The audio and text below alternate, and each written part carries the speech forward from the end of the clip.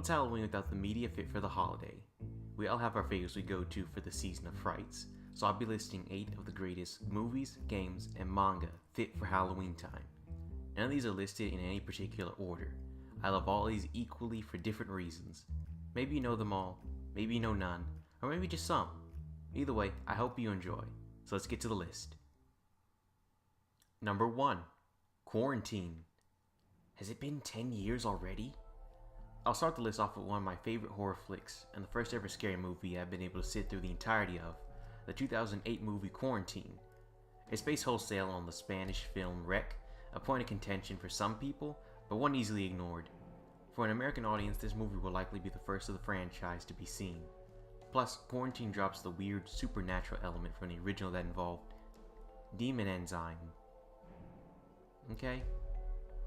The result is a movie that's far more universal and plausible, one that can be very easily understood regardless of religious affiliation. We keep close to the ventures of reporter Angela and her cameraman Scott, whose eyes you can say we technically see the entire movie from. I mean, he is the one holding the camera. Is this his movie then? Doesn't matter. The two find themselves in the middle of a quarantine, get it, during what was a routine news report. Not too long, we get to the meat of the meal. A disease that drives people to rabid fits of anger spreads. The results are messy, with tensions heightened. Thanks to our eyes being that of the diegetic camera, we are always entangled with the unfolding disaster that is the outbreak. Shaky cam might be a negative point for some, but it works to the effect of simulating disorientation, uncertainty, and the unraveling of normal existence in the context of this film. There's a kinetically visceral style to the camera here. Angela and Scott sell the plausibility of the situation with enough reactions and banter between the two that flesh out their relationship and how disturbed they are with the viral death occurring around them. Let me get that. Right there. Okay, there we go.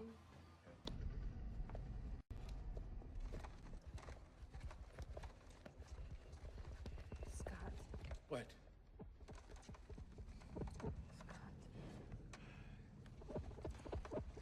What do you want?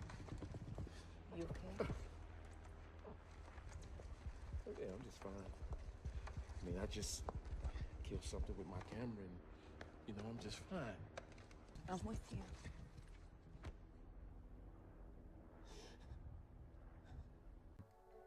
They are both clearly panicked in this situation, with nothing to back them up but each other. It makes sense that these are not two survivors, only victims to a cruel fate none of them saw coming. A great thrill awaits in this cult classic. Give it a shot. It's available for rental on many streaming services, including Google and Vudu.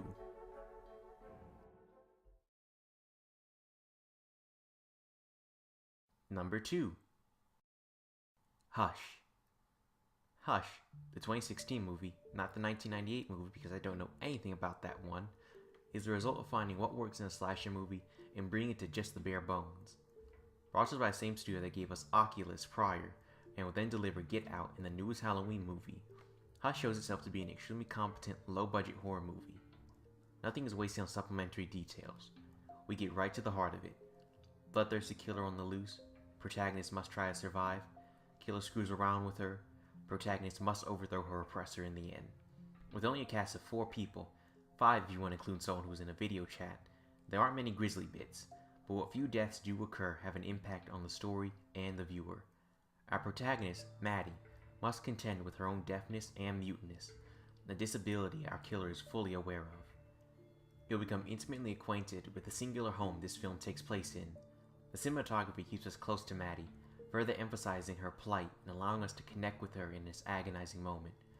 We are just as much trapped as she is, making her every attempt to be free from all of this that much more empathetic. I can't run. I can't hide. And we can't wait. You go outside, you're dead. Too many endings. They're all the same. All the same. Which means there's only one ending he won't expect. He can't run, hide, or wait. What does that leave?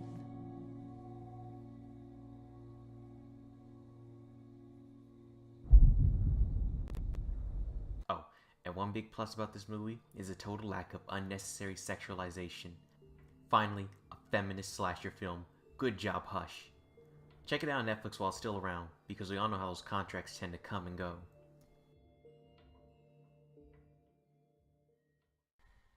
Number 3. Anatomy. Switching over to games real quick, let's talk about a game developer by the name of Kitty Horror Show. She's an independent dev who knows how to make horror games for people who hate horror games. Her works don't feature ghastly creatures, heart-stopping jump scares, or long chase sequences. They build themselves on atmosphere and thematic unease. What Horror Show capitalizes on are not things and events, but places and sensations. Her games often dabble in abstracted body horror by taking elements of the human form and condition into shape through structures. Her most recent large-scale project, and currently the only one that requires payment, is Anatomy. At first, it comes off as another indie scary game with familiar trappings. First-person perspective, dark halls, VHS static, Unity engine, and yes, you have to collect notes in the form of cassette tapes. Like her other games, you aren't expected to play just once. Finishing the task the first time around only closes out the game. You must return multiple times to get the full experience. Each time you do, however, the world of the house becomes more and more wrong. The effective use of the medium by glitchy textures and models is the driving force in communicating the dread of this experience. These only play in concert to the tapes, which have now become garbled messes, with the occasional phrase or two that can be understood. By the third time in, the house, if it even is a house, shows visceral organs penetrating through the rooms. An earlier narration likening bedrooms to maws waiting to tear us apart become manifest with images of animal teeth shown raw on the walls. My favorite part is where a cassette player in a child's bedroom goes from saying the Lord's Prayer to this.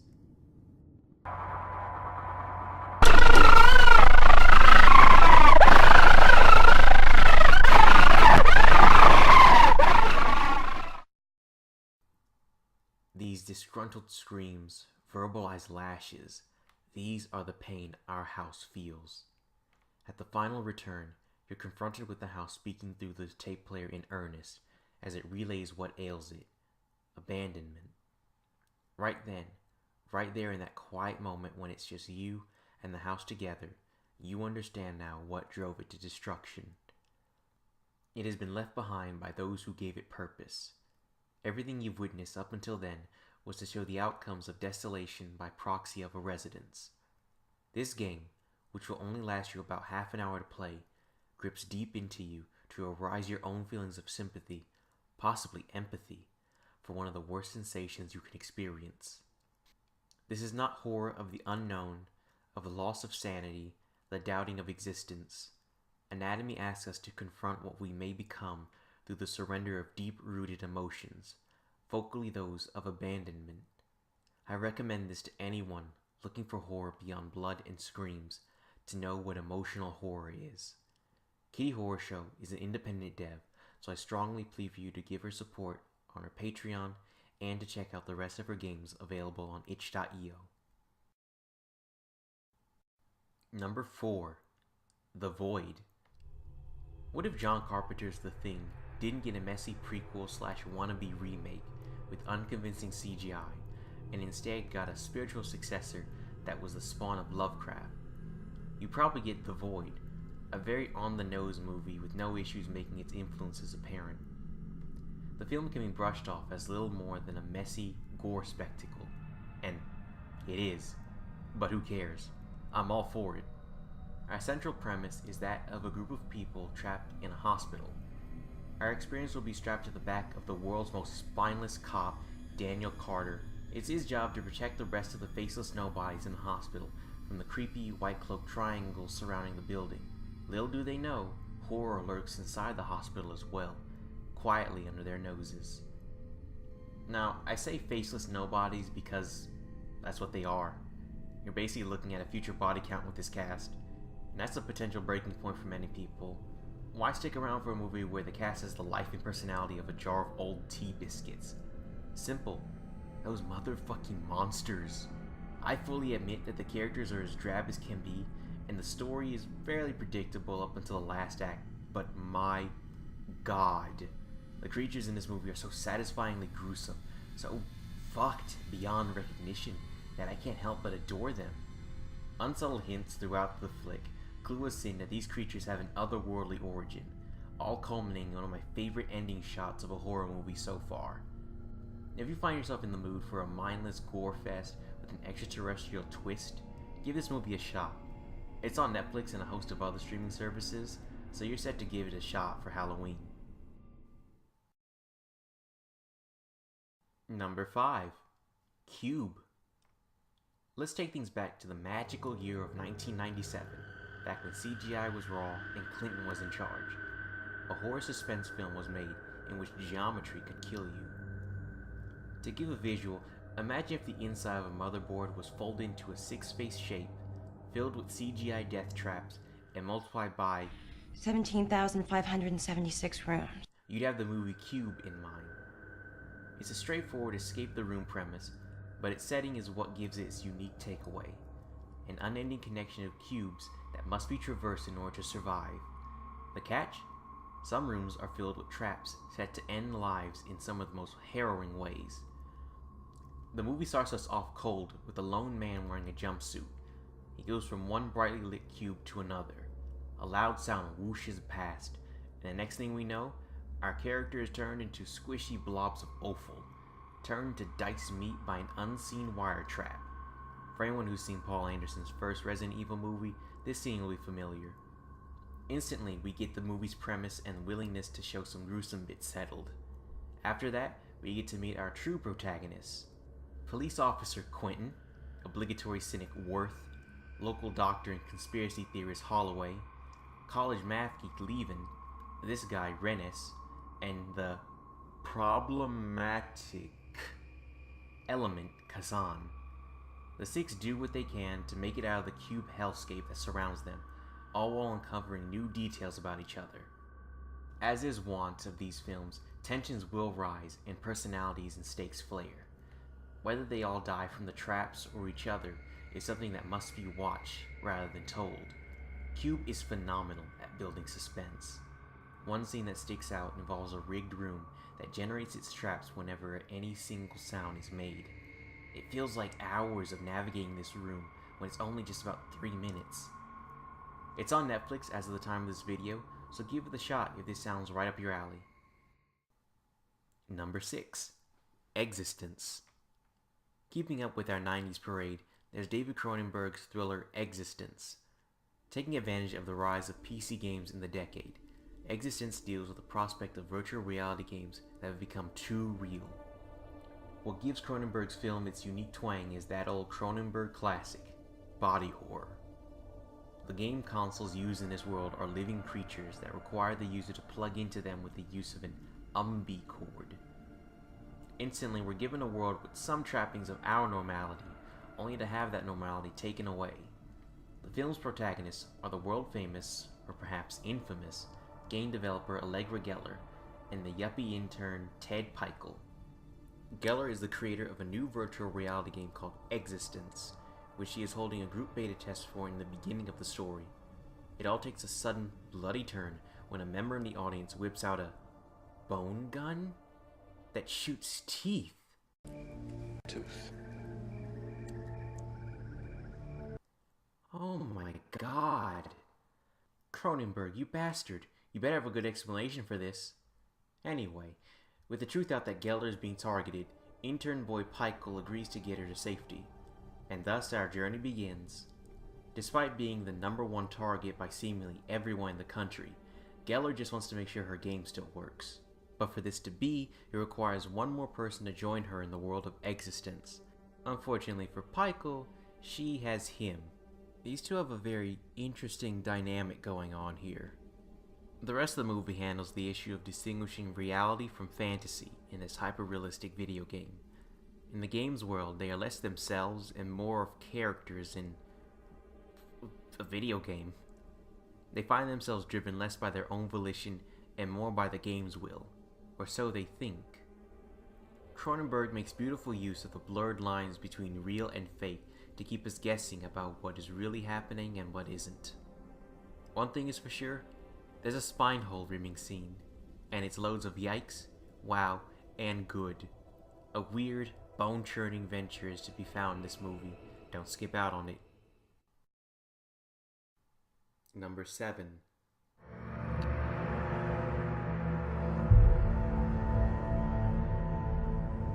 Hellblade: Senua's Sacrifice. Fear of the self, fear of the god's wrath, and fear of persecution. Ninja Theory's instant cult classic Hellblade builds its bed on these. As a player, you are put into the shoes of Senua, a Celtic warrior who must travel to the Northmen's territory to bring back her lover Dillion from the grasp of hell. In the very first minutes of gameplay, we experience the voices that she hears. Their tones and personalities vary, but they hardly come off as negative. To replace the function of a non-diegetic HUD or UI, the voices act as our guides and helping hands, at least when they aren't rambling to each other.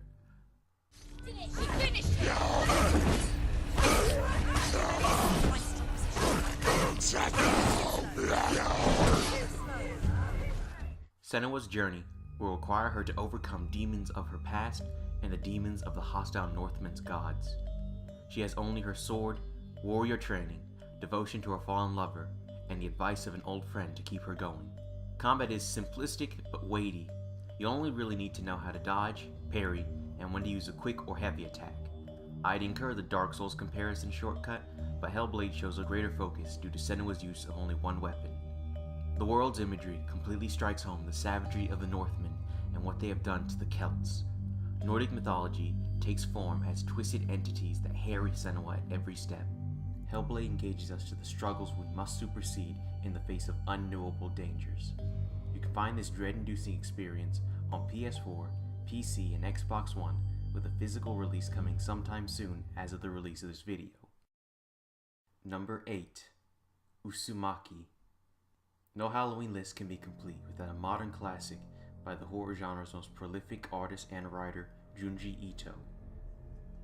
Known for his collection of short horror pieces and the series Tomie, Ito has established himself as a man keen to the genre.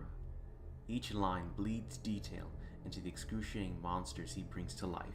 The characters of this series are drawn in a realistic style that eschews typical manga obsession with pleasing character designs. The result is a cast of ordinary people being thrusted into extraordinary horror. Uzumaki's premise handles an ordinary town becoming taken over by spirals. We grow to understand these changes through a young high schooler named Kirie. In the very first chapter, she comes back to her hometown of Kurosucho to see the father of her downtrodden boyfriend Shuichi obsess over spirals. Spiral wind chimes, spiral snail shells, spiral patterns in clothes. The next logical step then is to become a spiral. I'll leave the details of that to your imagination. Each chapter will center itself on the mystique of the spiral. To say any more on that will betray the very nature of his works, but rest assured knowing that the details of each new twist are more memorable than the last, at least for the first and third volumes. Admittedly, the in-between volume has a more tenuous connection to spirals, but still features the ghoulish spectacle you will come to expect of Ito. Overall though, there isn't any reason to skip out on this collection if you're looking for a refreshing twist on the kinds of horror one may come to expect in Western media. It's sold plenty on lots of online bookstore sites, so don't be afraid to check them out. And there you have it, my 8 Halloween recommendations just for you. You all know the rules for YouTube, like and all that good stuff, but I'd much rather see what you have in mind for Halloween, so let me know in the comments when you have the chance. Anyway, thank you for watching. Have a happy Halloween!